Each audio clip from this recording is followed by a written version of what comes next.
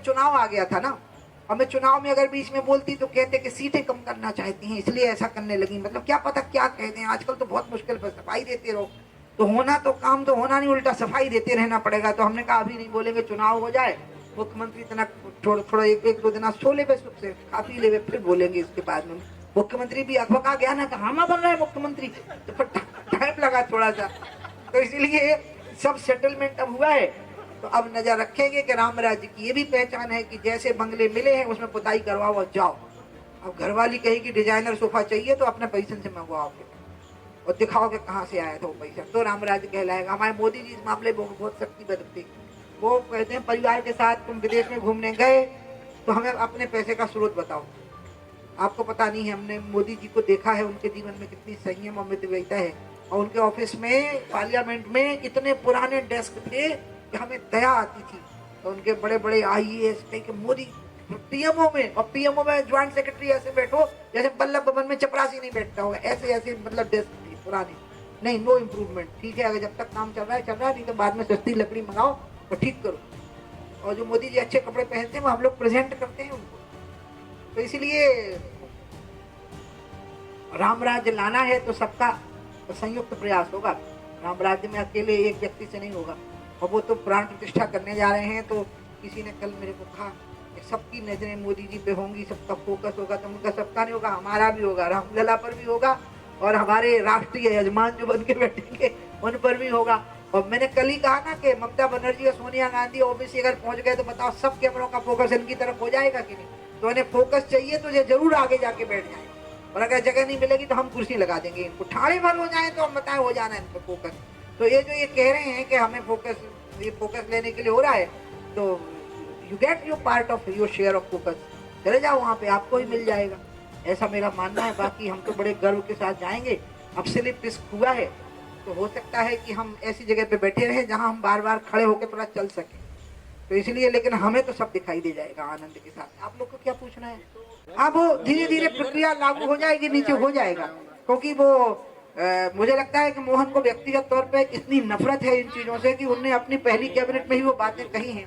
इसी से आप उनके जैसे योगी जी जब मुख्यमंत्री बने तो उन्हें स्लॉटर हाउस बंद करो जो अवैध चल रहे हैं, तो होता ना मन में जिसके प्रति घृणा होती है, तो वो क्योंकि वो एक महाकाल की नगरी के है ना, तो वहाँ पावनता का बहुत ध्यान रखना है, और वहाँ की आवाजों से लोग परेशान भी हो जाते होंगे तो जो अलग अलग गूंजती है सब तरफ, तो इसलिए सब लागू होगा। शिवराज जी ने भी जो कहा था सब किया, लाडली बहना का इतना बड़ा काम हुआ। शराब, हमें तो शराबबंदी कर दी तो हम तो बहुत प्रसन्न हो गए थे, हमारा उनके साथ हमेशा आशीर्वाद रहता, उनका बहुत सम्मान करते। चलिए जलेबी खाएंगे। हाँ चलो खा, ये बता दो क्या कर रही उनके साथ? नहीं तो वो उनको थोड़ी कह रहे थे, वो तो उनको कह रहे थे उल्टा। क्या बातें कर रहे हो?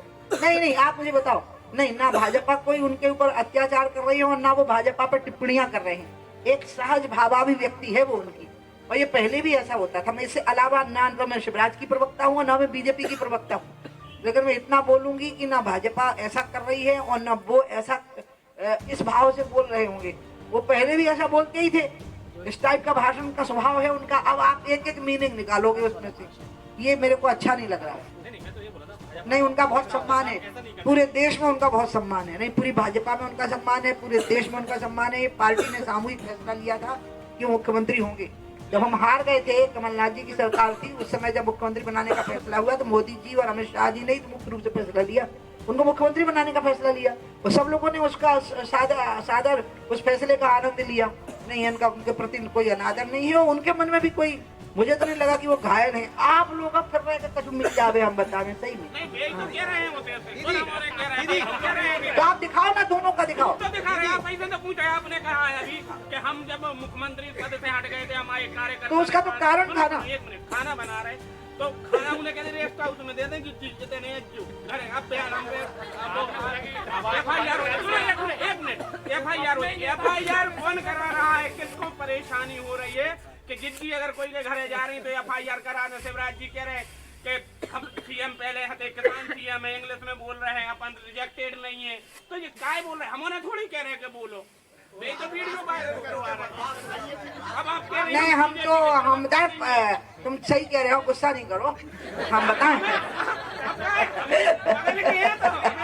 हम बता रहे, सुनो, बात चाहती थी ना कि हम बाहर कड़ गए थे, पहला हमें बाहर काड़ोगा फेरा जो भाव है। लेकिन जब तक हम बाहर नहीं गए थे तब तक तो भाजपा के विधायक हमारी रेल की पटरी पर लेट गए थे। जोन रेल से हम जा रहे थे, मंत्री तक लेट गए थे, रेल की पटरी इन पर जान नहीं दे, ट्रेन नहीं आगे बढ़न दे। तो इसलिए इतना सम्मान रहता है, शिवराज जी का भी है, भाजपा का भी शिवराज जी करते हैं। बाकी अब उसमें हमें न डालो, हम शिवराज जी का बहुत आदर करते हैं क्योंकि उन्होंने वो 2,500 अहाते जो गिरा दिए थे ना, बस वो मुझे इतनी अच्छी बात लगी है कि मैं उनका बहुत सम्मान करती हूँ। सम्मान तो पूरा प्रदेश आपको कर रहा है कि आपको जबरदस्ती हटा दो। दीदी मिलिंद देवड़ा कि ये बहुत अशोभनीय कृत्य किया है। उनको कंफ्यूजन है, उनकी समझ में नहीं आ रहा है क्या करना है और क्या नहीं करना है। उनको जाना चाहिए था, उनको निमंत्रण पत्र स्वीकार करना चाहिए था और उन सबको जाना चाहिए था और सामूहिक रूप से जाना चाहिए था सबको।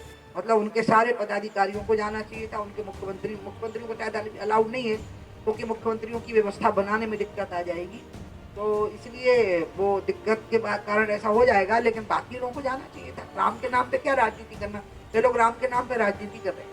दीदी